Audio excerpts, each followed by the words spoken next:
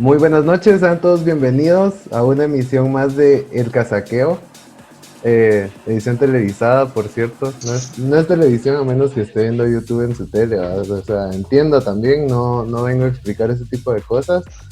Eh, el día de hoy tenemos un panel, creo yo que es el más diverso que hemos tenido por la gente que hay.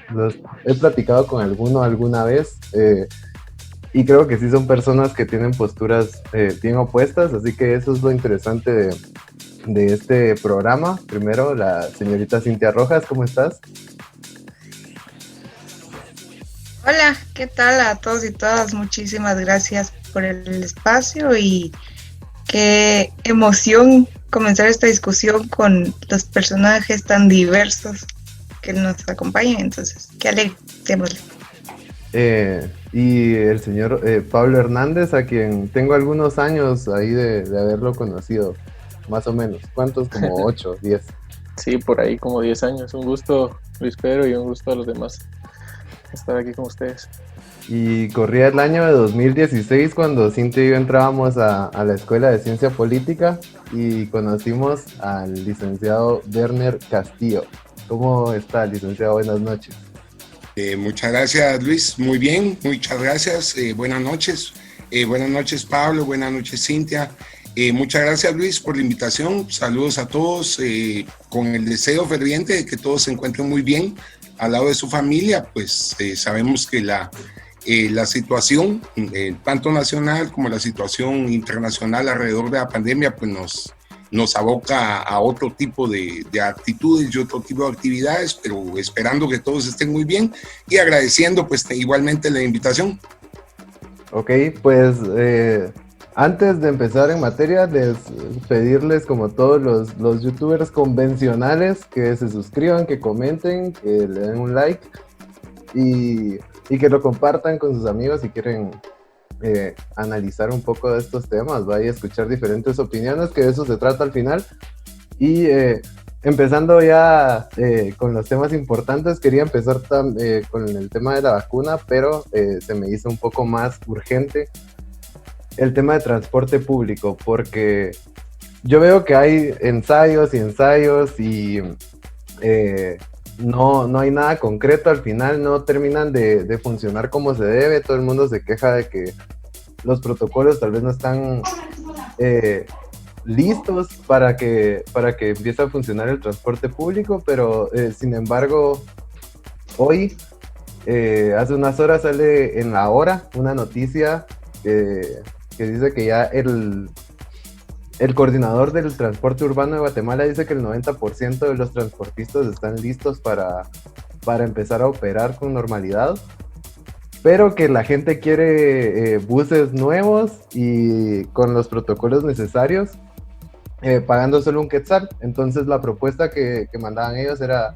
de 250 mientras termina la pandemia, y luego ya con ese dinero, aunado al subsidio que le va a dar el Estado de Guatemala para inyectarle un poquito más de fruta a los transportistas. Pues eso, dicen que le quieren subir solo mientras acaba esta situación y luego van a empezar a ver los cambios y las mejoras, pero otra opción que estaban proponiendo el ministro de Finanzas es que el gobierno pueda también como darle los implementos para los cuidados del gel antibacterial, etcétera, materiales para limpiar. Pero no sé cómo lo ven. Empecemos por Cintia. ¿Cómo es esta situación? Ok, en cuanto al transporte público, es complejo hablarlo en términos de la pandemia porque es importante reflexionar desde su estado antes de la pandemia y sabemos que las condiciones eran súper precarias, que las unidades ya estaban viejas y la inseguridad que se generaba en este contexto.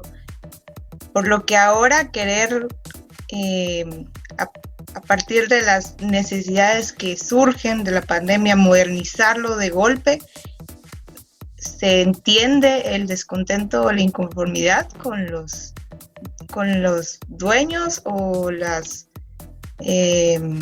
¿cómo se llamaban estas cuestiones? Ay, se me olvidó el nombre.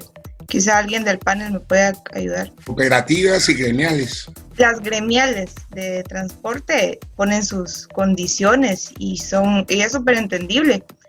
Yo escuché en algún momento que en las mesas de diálogo que se tenían con el gobierno se discutía un subsidio al transporte público, que por persona el gobierno pagara 2 quetzales con 50 centavos más de lo que ya se iba a recaudar de por sí. Eso era una medida que pues complementaba lo que se está dando.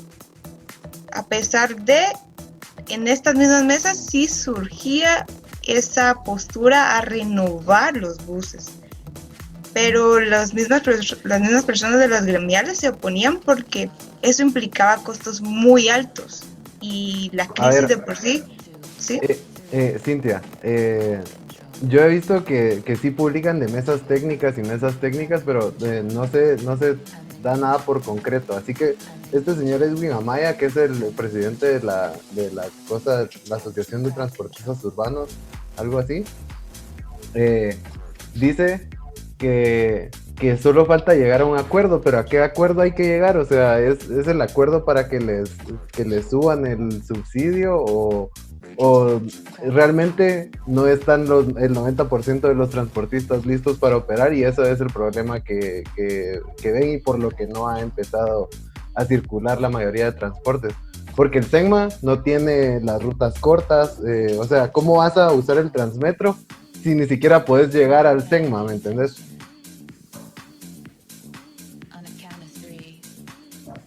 Mira, es importante irse al problema de fondo y está el factor económico, eso es fundamental. Y yo considero que los transportistas sí están evaluando el tema del costo y la ganancia, porque es arriesgado comenzar a operar, aún con condiciones o no, y que en la marcha se encuentren con pérdidas, aún más de las que ya tuvieron en el cese de actividades. Yo considero que el factor económico es fundamental para analizar esto, considerando las condiciones no solo de los usuarios, sino pensar también en los choferes, en los ayudantes, la gente, las familias que dependen de esa actividad. Entonces yo diría que el factor económico es quizá el que más pesa en esto y lo que impide que se lleguen a acuerdos concretos, ya que el gobierno tampoco está siendo tan acertado en las propuestas que hace. Ok, muchas gracias. ¿Por qué no han llegado a un acuerdo, Werner? Bueno, como decía Cintia, yo creo que habría que ir realmente al fondo del problema. Recordemos que el subsidio, que tiene una cuestión de aproximadamente 30 años de existir, nace a la luz de precisamente un aumento que se pretendía llevar a cabo en función del transporte y al cual la población se opuso en su momento, incluso se opuso activamente, precisamente pues porque la situación económica de la población y la situación del transporte no empataban en función de que el transporte no era un transporte de calidad. Sin embargo, querían incrementar el costo en su momento a la población que tampoco tenía incremento en su salario y pues que tenía la misma deficiencia y la misma necesidad.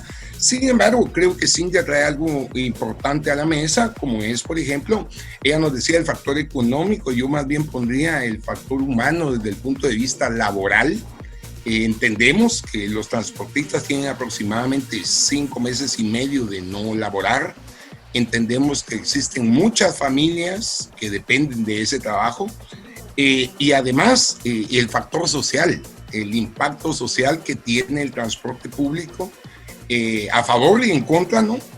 Pero creo que de fondo lo que habría que ver, como les decía, es la cuestión del subsidio y cómo nace este subsidio, cómo este subsidio de inicio nunca ha sido claro en función de transparentar la erogación primero del mismo y en segundo lugar de la inversión del mismo en un transporte de calidad. Cuando el subsidio inicia, hace, como les digo, entre 25 y 30 años, de hecho la Universidad de San Carlos fue activa. Sí. El subsidio se supone que está para abaratar el costo para la población, o sea, ese exactamente es el objetivo y, sí. y no veo que, y esas son las quejas, no veo que se esté invirtiendo en las unidades, pues. ¿Cómo fiscalizar que ese subsidio se use para lo que se los dan? Pues precisamente esa ha sido la discusión de fondo desde hace 2 décadas y media, que no es transparente. Se habla de que los transportistas o las gremiales invierten aproximadamente en 4.600 unidades. Sin embargo, sabemos todos que aproximadamente son únicamente 1.300 las que circulan cuando hablamos de los buses rojos y los otros 3.000 y el subsidio para los otros 3.000. Entonces, acá parte del problema, como les digo, no solo es la rendición de cuentas, sino la transparencia en función de la inversión. Cuando el subsidio se da o se inicia a dar de parte del gobierno, la lógica era transporte eficiente, transporte digno y además que se renovara la flota de transporte. Sabemos que se compraron buses usados, buses en mal estado. Bueno, yo creo que todos los días hemos vivido realmente la realidad de nuestro transporte. Entonces, el subsidio nadie sabe a dónde va exactamente, ni cómo se administra, porque tampoco es muy transparente la administración del mismo, ni la rendición de cuentas en función del mismo. Sin embargo, está el factor humano que yo creo que habría que sopesar, ¿no es cierto? Aun y cuando quiero que tomemos en cuenta el subsidio, también lo pagamos nosotros, o sea, no lo paga nadie más. Es el pueblo de Guatemala y somos todos. Ok, y también, Pablito, en municipios como Misco, principalmente en Ciudad de San Cristóbal, Ciudad Satélite, todo eso, ya están empezando a circular los buses por un costo de 4 quetzales. Los buses rojos volverían a circular con un costo, como decía Cintia, adicional. La propuesta es esta, adicional de 2.50, o sea, más el quetzal que ya venías pagando. Pues no es que 2.50 sea la tarifa, sino eso sería el aumento. Incluso Luis, fíjate que como dato curioso, hoy que venía por la Villalobos al mediodía, un bus justo saliendo del Segma, me imagino, se fue a la orilla casi que el barranco. Entonces ahí nos damos cuenta del otro factor, ¿va? Que es complicado, la misma responsabilidad de los choferes, aparte pues que ahora lo que ya comentaban Werner y Cintia, de que el costo pues definitivamente se va a elevar y uno como usuario pues es el que tiene que sufrir ese costo elevado. Pues esa era mi pregunta, ¿es viable para la población afrontar estos costos? No lo va a hacer. Definitivamente para la población va a ser complicadísimo.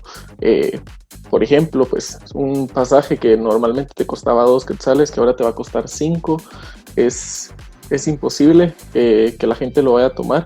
Incluso hay algunas rutas que están diciendo que van a ser de 10 quetzales el viaje. Y por ahí vi unas publicaciones que pues podían sonar a chiste o a broma, pero la gente pues está haciendo cálculos de que sale mejor comprarse una moto, por ejemplo, a que estás pagando 2 viajes de 10 quetzales al día. Y entonces es complicado. Distanciamiento social incluido. Sí, distanciamiento social incluido, al menos pues ya la seguridad depende. Bueno, menos relativo.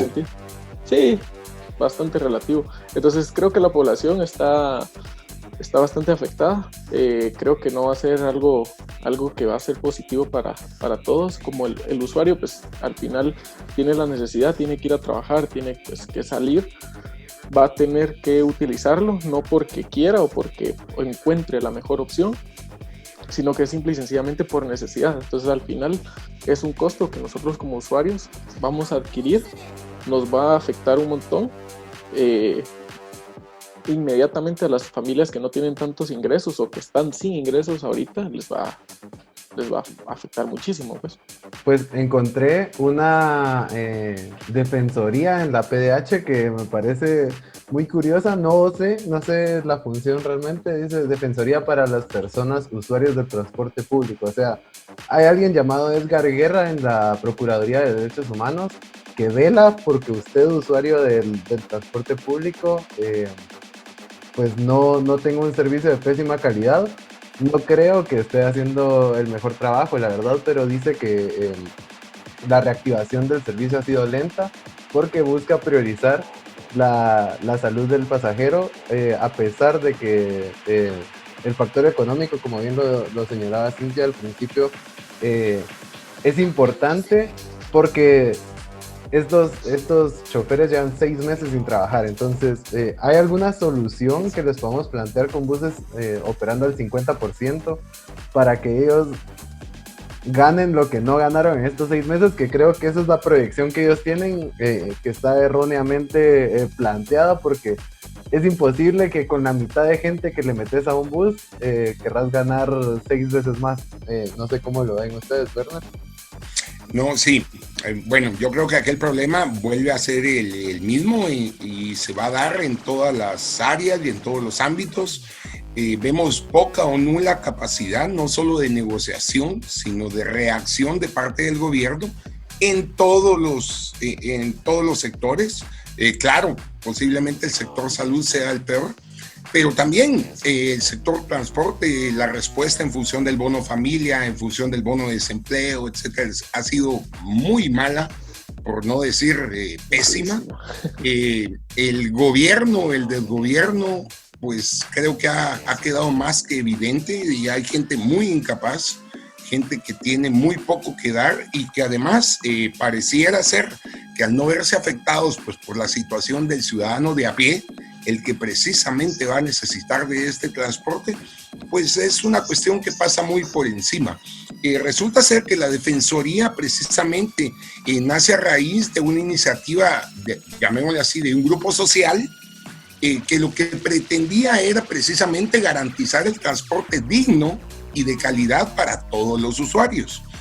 Como decía Luis, no se ha podido garantizar.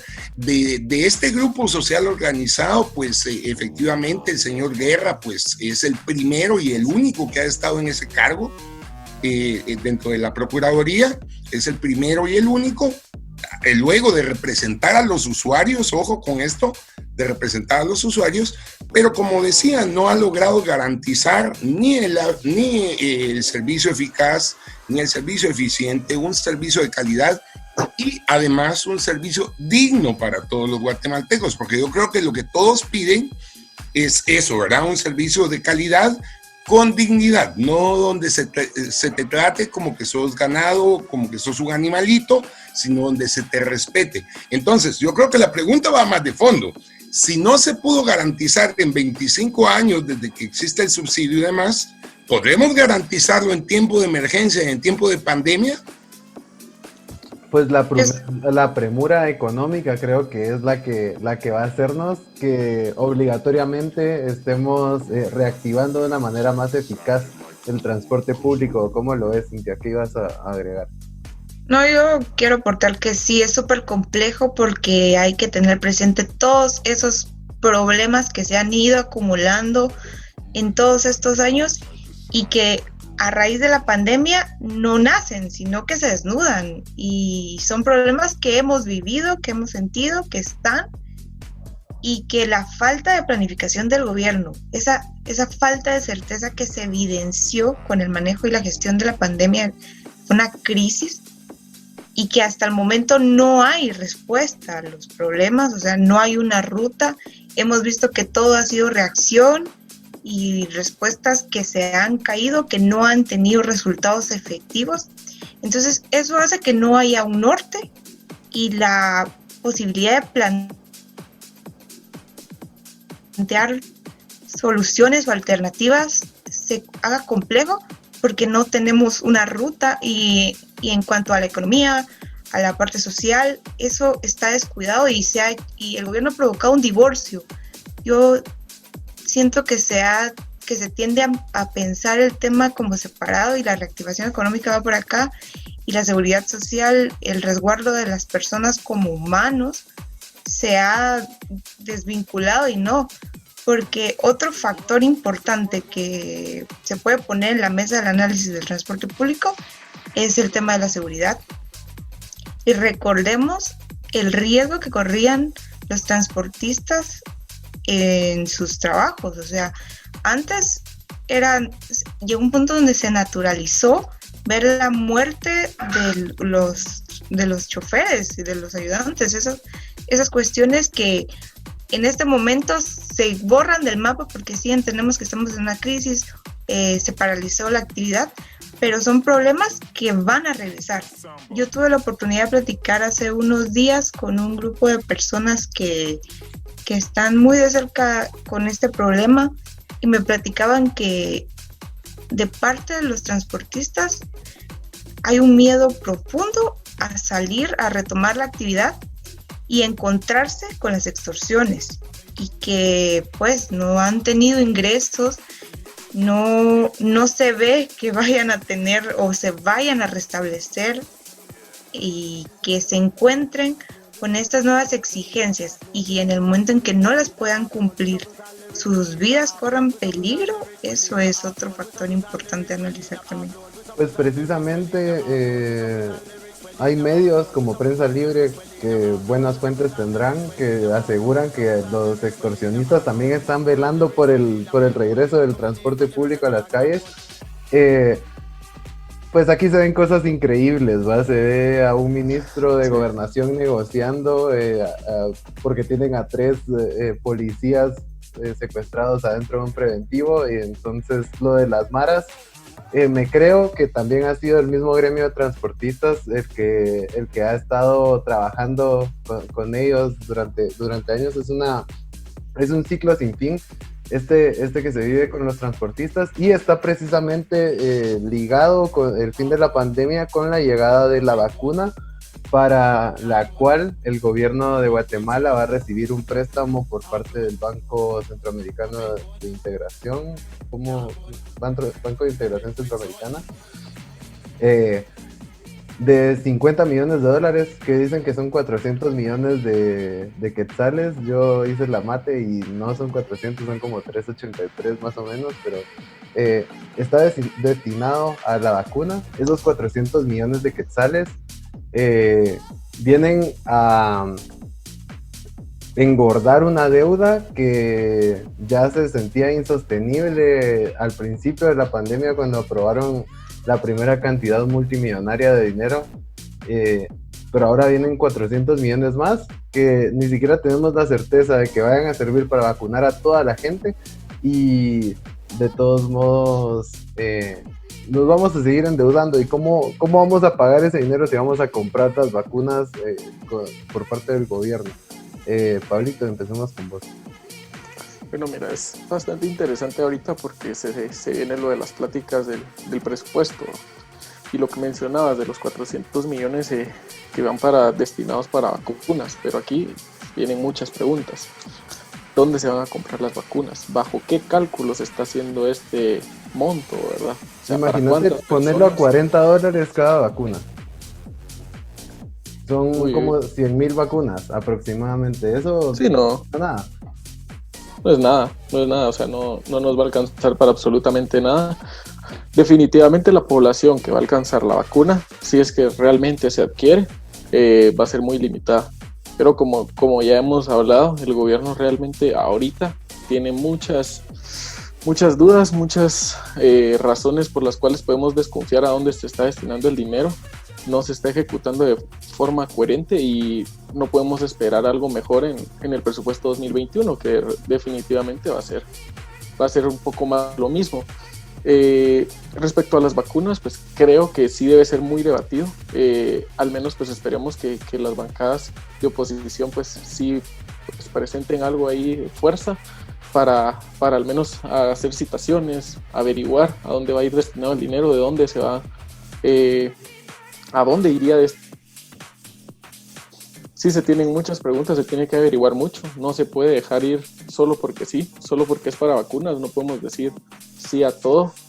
Creo que el Congreso pues ha ya pues pecado de ingenuo en ese sentido en muchas cosas, ha aprobado demasiado dinero y que no ha sido realmente para nada ejecutado. Y esperemos pues que los pocos diputados que puedan ser de oposición al menos pongan ahí su granito y nosotros pues desde afuera poder apoyarlos, pero sí es importante que sea evaluado. No podemos dejarnos ir así como te decía, solo decir, bueno, sí, 400, qué bonito, pero no, tiene que ser mucho más estudiado esto.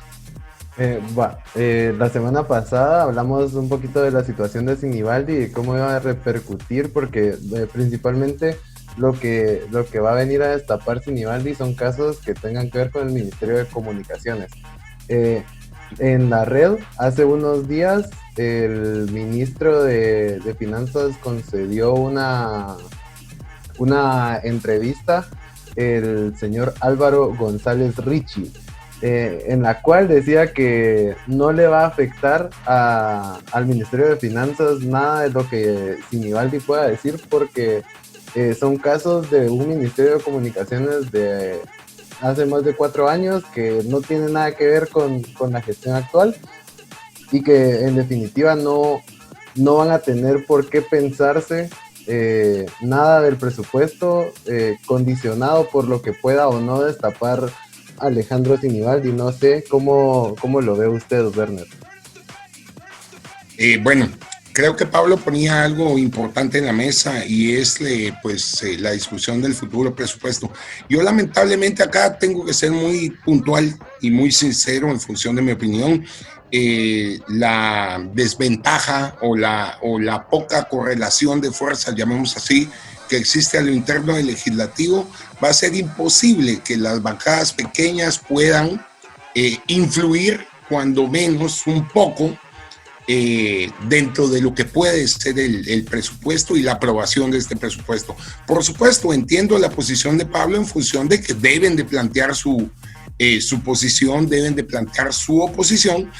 No obstante, lamentablemente, ¿verdad? Sabemos qué es nuestro organismo legislativo y cómo está compuesto, y sabemos realmente que hay muy pocos diputados decentes que bregan o trabajan en función de toda la población.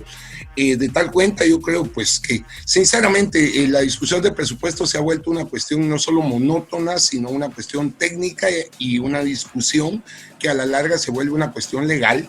Sin embargo, creo que para este caso, pues obvio, ¿verdad? Nuestro presupuesto nuevamente será inflado, además de los préstamos que se discutan, y precisamente pues la excusa perfecta, ¿no? Pues la pandemia, la emergencia, la crisis, etcétera. Sabemos, ya nos dimos cuenta, no es con dinero que van a funcionar estas personas, no es con dinero que va a funcionar este gobierno, este desgobierno. La plata la han tenido, el apoyo lo tuvieron al principio y de todas maneras no lo hicieron. Yo creo que lo que le falta es capacidad en primer lugar. En segundo lugar, ya lo decía Cintia, le falta visión. Todavía lo hemos dicho, si no se sabe a dónde vamos, jamás vamos a poder llegar. El camino va por todos lados. Entonces yo creo que realmente acá la cosa no es presupuesto, no es préstamo, no es plata como tal, sino realmente es, y en función de la vacuna específicamente, no solo la cuestión logística, sino también, pues como decía Luis, ¿de dónde viene la vacuna? Pues inmediatamente desechamos la de Rusia, pero inmediatamente nos filiamos con la de Oxford, por ejemplo, ¿verdad? Entonces yo creo que aquí las cosas están más claras de lo que muchos opinan. Simplemente creo que no se tiene el valor o la claridad para decir las cosas como son. Pero aquí realmente, yo siempre he dicho, aquí no importa que seamos perros. Aquí lo que importa es quién es el amo y cómo nos dirige. Cintia, ¿crees que ya hay algún trato cerrado por la vacuna para que aceptemos dinero para comprarlas y ni siquiera sabemos cuánto nos va a costar, por ejemplo? ¿Crees que ya se acerca algún tipo de trato o que ya damos por hecho que vamos a comprar la vacuna gringa, que es lo más probable al final? Mira, no dudo que hayan conversaciones y en alguna medida de tratos formales, pero hasta que no se aprueben verídicamente las vacunas, o sea, todo está en el aire. A pesar de eso, yo creo que el análisis sí se lleva al Congreso en este momento y es importante tener la lectura completa de cómo ha venido actuando el Congreso, las fuerzas que están organizadas a lo interno y cómo ha actuado el oficialismo, y que tienen la capacidad de mover no solo un préstamo, sino que los que tengan coherencia en el marco de la pandemia pasen, y el tema de la vacuna es uno de esos.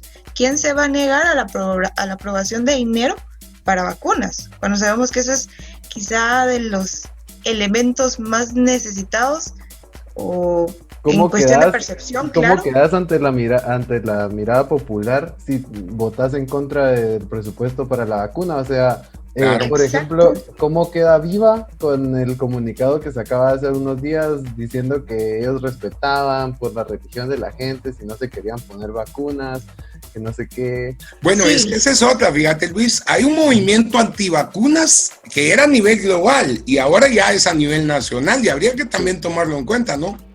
Uh-huh. Sí, pero continúa, Cintia.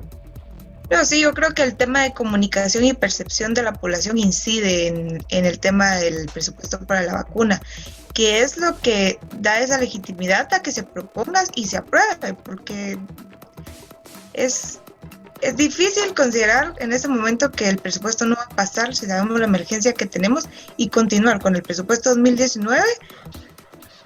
Claro que con este Congreso no sabemos qué pueda pasar, porque si el tema de las Cortes sigue parado, el presupuesto le podría pasar lo mismo, es una variable a tener en la mesa.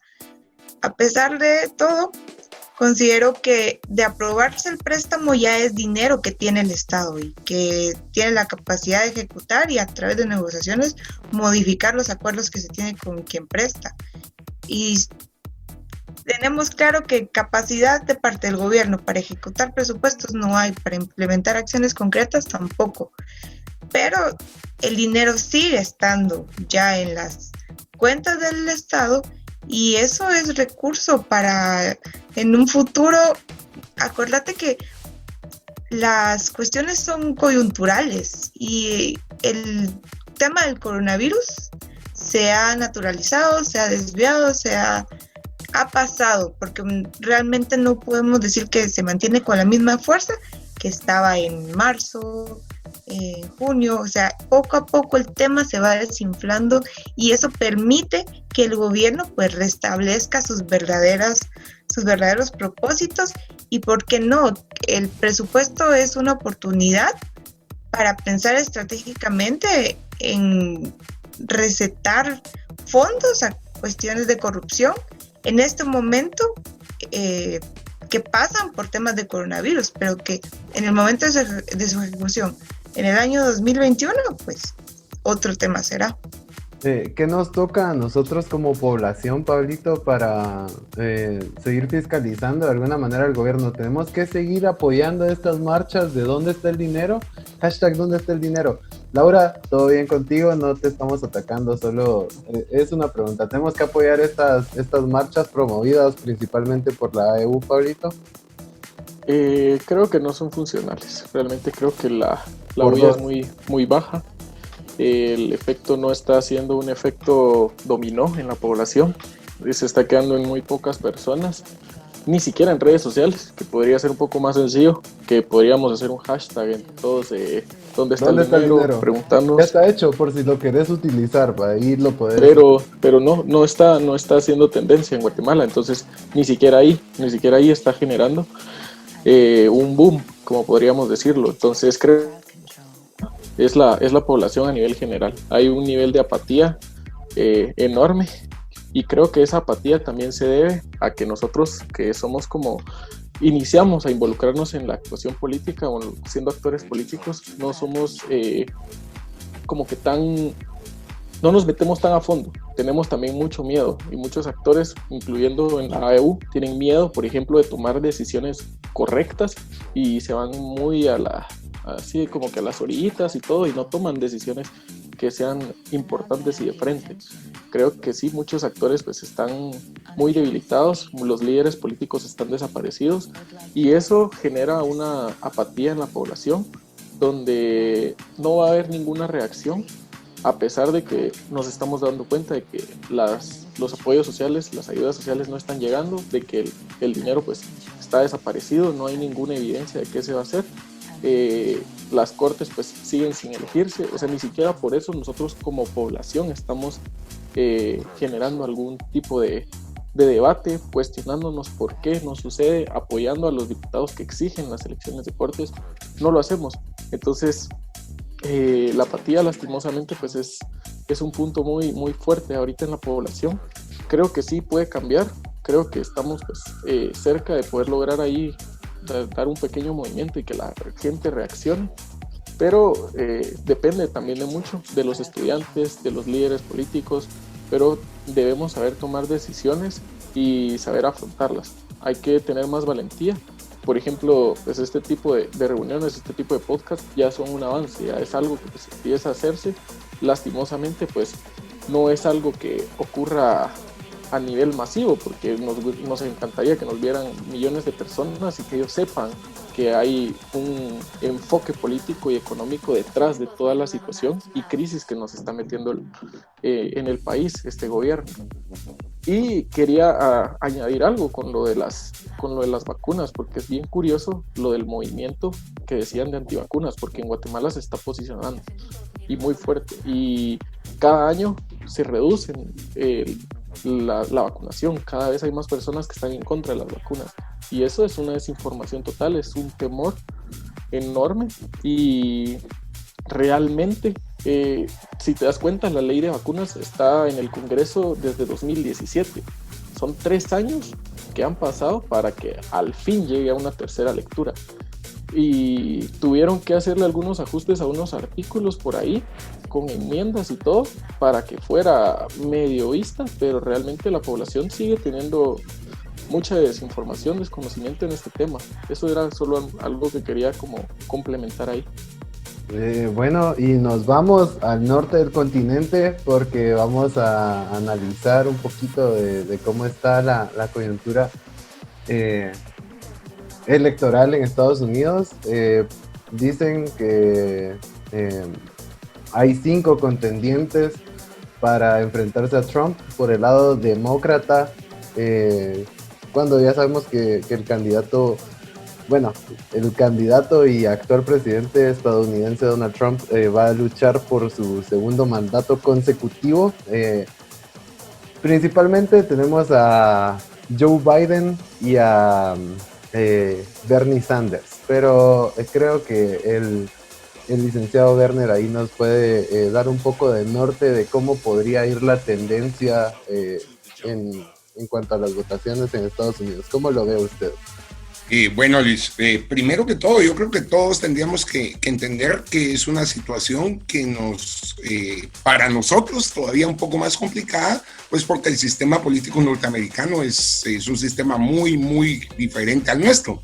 De hecho, supongo todos estamos enterados, las elecciones en Estados Unidos empezaron el día de ayer, aunque la fecha como tal, o sea, aunque existe una fecha como tal para dentro de 2 meses, pero la elección inició el día de ayer ya en 4 estados.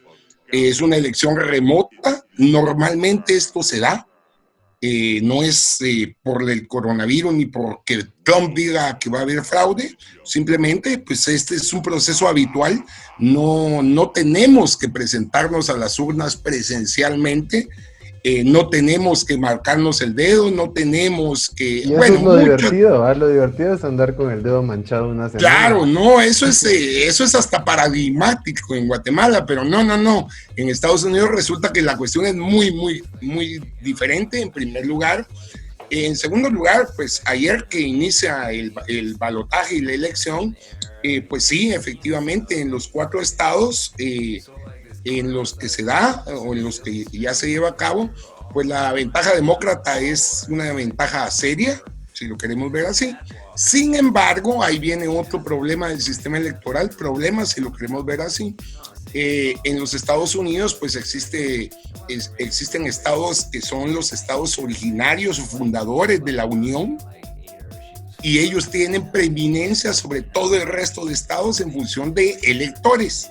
Y para bien o para mal, en Estados Unidos, pues la elección no es en función de la cantidad de votos o de la mayor cantidad de votos, sino en función de garantizar la mayor cantidad de electores. De tal cuenta hay estados claves que no son los estados que empezaron a elegir el día de ayer. No obstante, lo interesante en función de las encuestas y en función de lo que arrojan, independientemente que en los 4 estados el día de ayer ganaron los demócratas, lo interesante es que a Trump no se le reclama su personalidad xenófoba, racista, violenta, instigadora. No es eso. Es casi una bandera de campaña eso. Claro, no es ese reclamo. Sin embargo, hay una estadística muy, muy interesante, y fíjense que a mí me pareció bien interesante traérsela hoy a la mesa, porque resulta que lo que más se le reclama a Donald Trump, por ejemplo, es el mal manejo de la pandemia, y tiene un 56% de desaprobación en cuestión de manejo de salud. Se le reclama también el mal manejo de la seguridad interna en función de la violación y las agresiones a la ciudadanía que se han dado.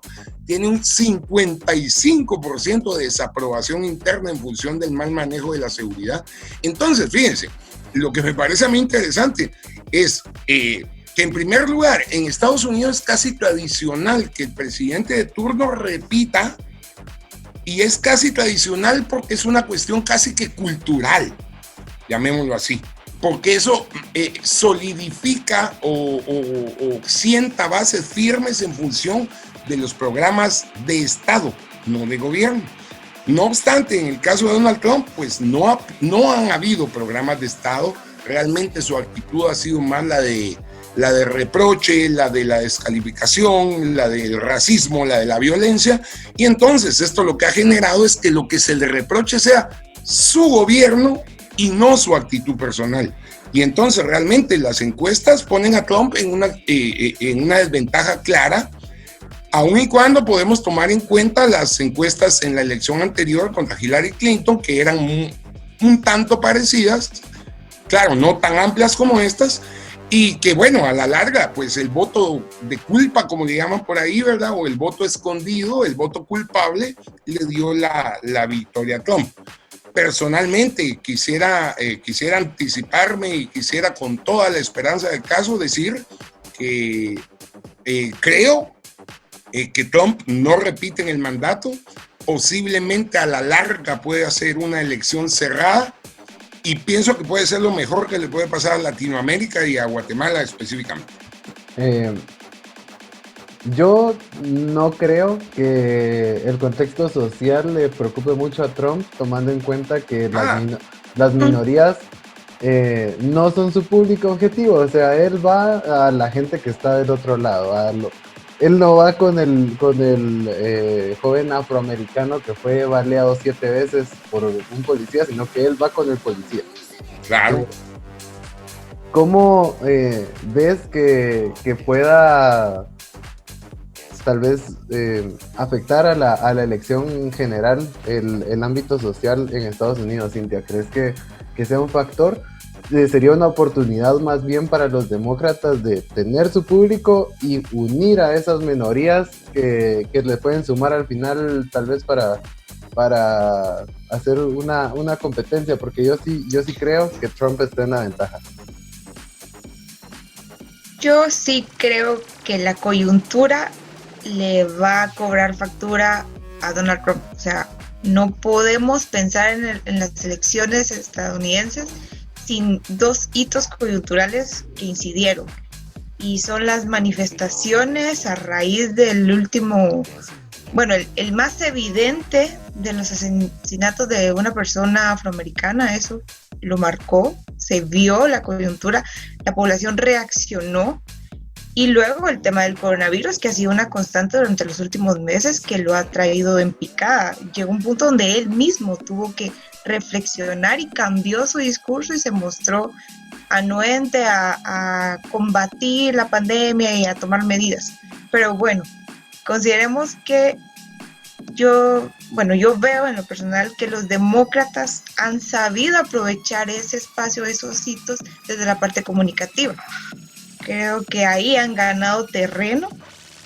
No sabemos si lo suficiente, porque eso se va a ver hasta el proceso electoral, pero en términos discursivos, vámonos a la última convención del Partido Demócrata y el discurso de Michelle Obama, el de Obama y el resto de personas que participaron. Era ese discurso que realmente apelaba a algo que a los americanos les gusta, el patriotismo, y cómo mostraban que Trump, al no tomar acciones contundentes para combatir y mitigar los efectos del coronavirus, estaba afectando al americano, a la americana, que estaba tomando acciones que no eran patriotas, que afectaban al país. Y ese tono, ese discurso sí mueve. Y yo creo que le ha dado ventaja a los demócratas, a Biden. Y el tener una vicepresidenta, una candidata a la vicepresidencia mujer, también incide. Y yo creo que en este contexto donde la lucha de las mujeres está resurgiendo nuevamente, donde vemos los movimientos feministas con más fuerza, y Estados Unidos es parte de esa coyuntura, yo creo que los demócratas han sabido usar esos elementos de la coyuntura a su favor. Y como bien lo compartía Werner, el sistema electoral es un rompecabezas que puede pasar de estar, como lo veíamos con Hillary Clinton, o sea, tenía la mayoría de votos, pero en cuanto a colegios no ganó, y puede que este sea otro escenario, o puede que no, porque realmente la disputa se sabe hasta el día de las elecciones. Pero en mi opinión, en resumen, considero que los demócratas han sabido utilizar los hitos coyunturales y los han sabido comunicar, y creo que eso les ha dado una mayor proyección. Han sabido cambiar el rumbo de la coyuntura del electorado, han manejado bien esa parte y eso les da ventaja.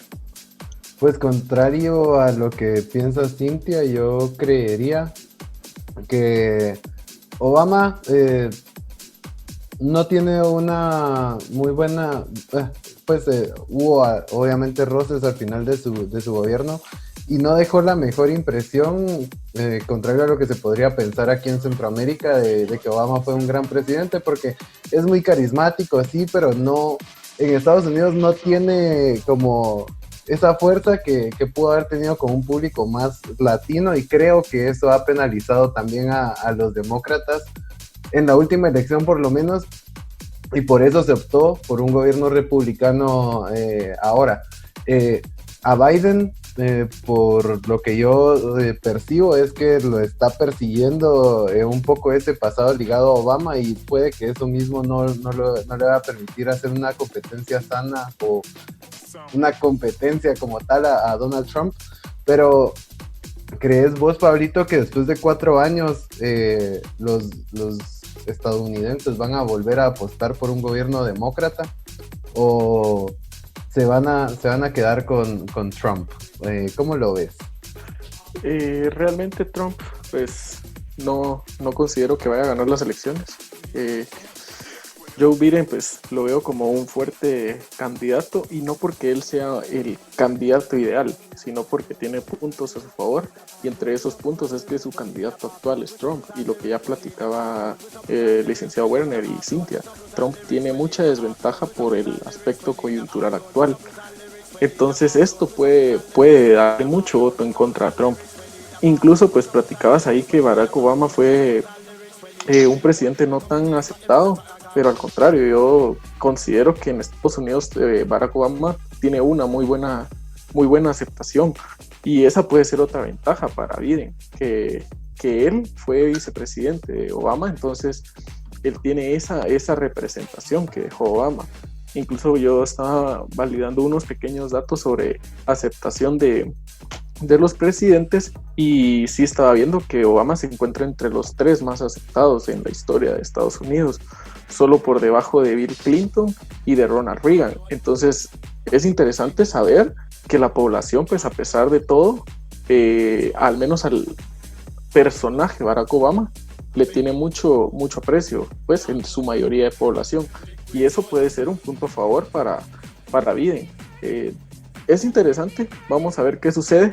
Yo realmente, pues, mi pronóstico, te puedo decir que Trump no creo que vuelva a ganar. Si no hubiera sucedido esto del COVID, con total seguridad hubiera ganado Donald Trump, pero esto lo vino a bajar un montón. Las medidas que se tomaron le quitaron mucha aceptación, mucha gente que daba la vida por este candidato, y ahora pues creo que lo ponen en duda, y más que todo no porque haya sido como un mal gobernante, sino que sus acciones frente a la pandemia, como ya lo comentó Rick Werner, fueron las que le quitaron este electorado.